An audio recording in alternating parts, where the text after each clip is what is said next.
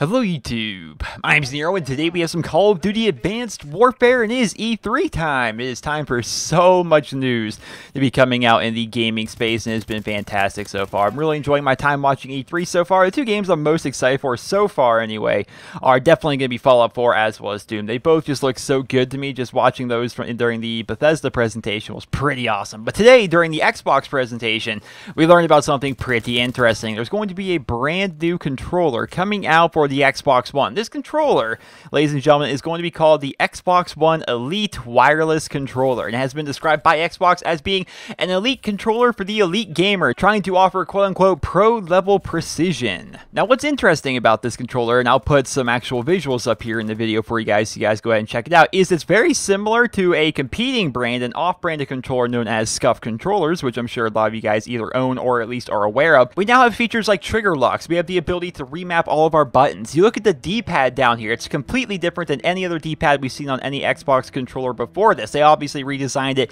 because they want it to be a lot more precise rather than it just being up, down, left, and right kind of clunky. They want it to be a lot more precise for racing games and things of that nature. You look at the back of the controller, we actually have these paddles back here now, and these paddles act as buttons, and you can map them to whatever button functionality you want them to be. For example, you want a start button in the back, you can go ahead and do that. That way you can press the start button without ever actually, taking your thumbs off of the X, Y, A, and B buttons. You can do that. You can put the jump button back there, like the A button back there, or the B button, or the Y button, whatever it is. You can map this controller to have these buttons perform however you would like them to perform. You actually have full control of your thumbstick sensitivity and the min-max levels of your controller's top triggers.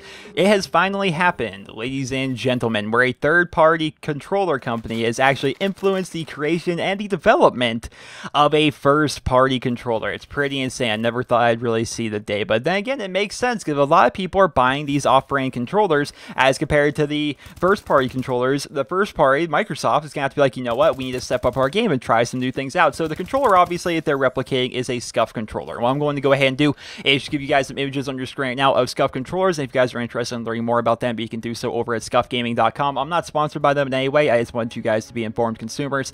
And yeah, what they basically do is you can change around the triggers on there. You can get trigger stops in there, which will allow you to shoot semi-automatic guns, for example, in FPS games a lot faster. You can change around the thumbsticks. Let's say, for example, you're an Xbox player, but you like the PlayStation thumbsticks more. You can swap those in and have those customized on your Scuff controllers, as well as you have these paddles on the back that you can completely remap the buttons to. Once again, if you want to have the start button back there, or the A button back there, or the B button back there, so you can essentially, for example, on Call of Duty, what a lot of people do with Scuff controllers is they do what people call scuff jumping, where they're able to jump and shoot at the same time because they never have to take their thumbs off of the joystick because they can just press the jump button that's mapped on the back of their controller. Whereas somebody who is playing on a normal controller can't do that unless they're playing like Claw and stuff like that. So it's definitely a very good controller company that a lot of people are enjoying. A lot of people are sponsored by them, and a lot of people buy their product because they make very good controllers. And Microsoft has finally come out and said, you know what, we're going to go ahead and try to compete with these guys by making a very similar controller, but have it be made from Microsoft. As one is going to assume it's actually going to be a little bit cheaper than Scuff controllers as well. I'm definitely interested to learn more about that, but right now we don't know what the price is going to be, and we don't know exactly when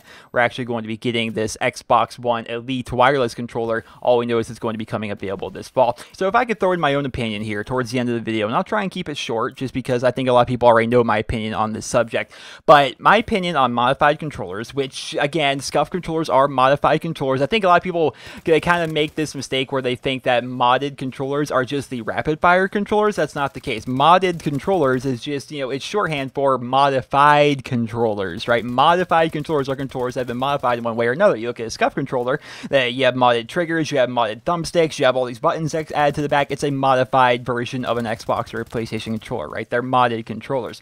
My opinion on modded controllers has always been they're obviously better. I think they're way better than what we get by default with the Xbox One and the PlayStation 4 controllers. I think they're way better, but they're also coming at a price, and at that point, it kind of becomes a little bit pay to win, in my own opinion. You look at the fact that somebody will have something like a Scuff controller and all the advantages of a Scuff controller, the new thumbsticks, the trigger stops that allow them to shoot faster than somebody that has a default controller. You look at the extra buttons you have in the back, which allow you to do certain things while never taking your front thumbs off the stick. It's definitely a lot better of a controller, and you have somebody that has that controller versus somebody of an equal skill level that has a default controller. Well, the person with the better controller is going to win because they have a lot more options with it, right? It's just a better controller in general. So I was never a fan of that because it kind of enters the pay-to-win territory a little bit. And the argument that's always kind of been brought up against me is, well, what about PC? What about PC? Because PC is exactly the same. There's all kinds of different mice, there's all kinds of different keyboards and stuff like that. What do you say about pay-to-win on PC? And to that I say, after much arguing in my head, I kind of think, keep in mind, guys, whenever I talk about this kind of stuff, I always I tried to argue both ends of it in my head back and forth until I can kind of come up with this solution. But the solution I've come up with is on PC, there's no set standard. There's no set standard on PC. You don't buy a PC, brand PC, that comes with a default keyboard and a default mouse and a default monitor or anything like that. Everything on PC is kind of accessorized as compared to, if you look at the Xbox One, you look at the PlayStation 4, they come with the same thing every single time. They come with the console, they come with the same controllers, and they come with the same headsets, right? That's how it's always been on console, right? And so you're going to have people that by default, they bought their product, they have these normal default controllers. And then there's going to be other people that paid extra money and they have better controllers, right? And that kind of enters like a pay-to-win territory in my mind. And how I think we fix this, because I'm not saying that these aren't good controllers, right? This Xbox One Elite wireless controller looks fantastic. SCUF controllers, I know for a fact, are fantastic. Everybody loves them, and I get that because they're better controllers. I just don't like to use them because I feel as though I'm paying money for something that's better than what other people have. And I don't want to do that because then I feel a little bit less accomplished when I do well while playing like games like Call of Duty and stuff like that. It's like, well, I don't know, I kind of outgunned that guy because I had a better controller. I want to be able to be at the disadvantage rather than being at the advantage, if that makes any sense. My solution for this, how I think we fix this, is I'm hoping that Sony looks at this design, they think to themselves, yes, we're going to make a similar design, make their own first-party SCUF controller for Sony and their PlayStation 4, right? I want that to happen, and I want Xbox, who of course have already made this Xbox One Elite controller, I want this new Elite controller when it comes out to be the controller. I want it to be the default controller that starts coming with every Xbox One. Anytime somebody purchases an Xbox One, I want this to be in the box. I want this to be the new standard controller for people to play with. That way, people aren't essentially just paying extra money to have this amazing, great controller, but by default, the default controller will be the amazing, great controller, right? Because right now, the crappy controller is the one you get when you actually purchase your console versus you have to actually spend a bunch of extra money on top of that to be able to get the good controller, right? You guys see what I'm saying there? You see how that kind of correlates into like a pay-to-win system? I don't like that system. I want this to be the default controller, right?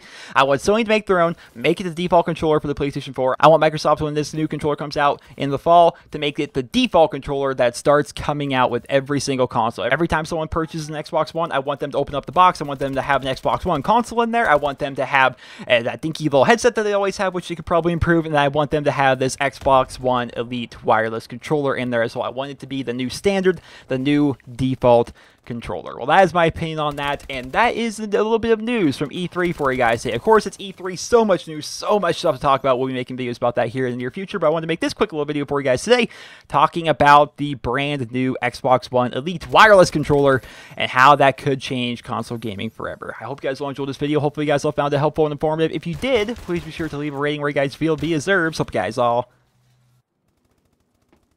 have a wonderful day.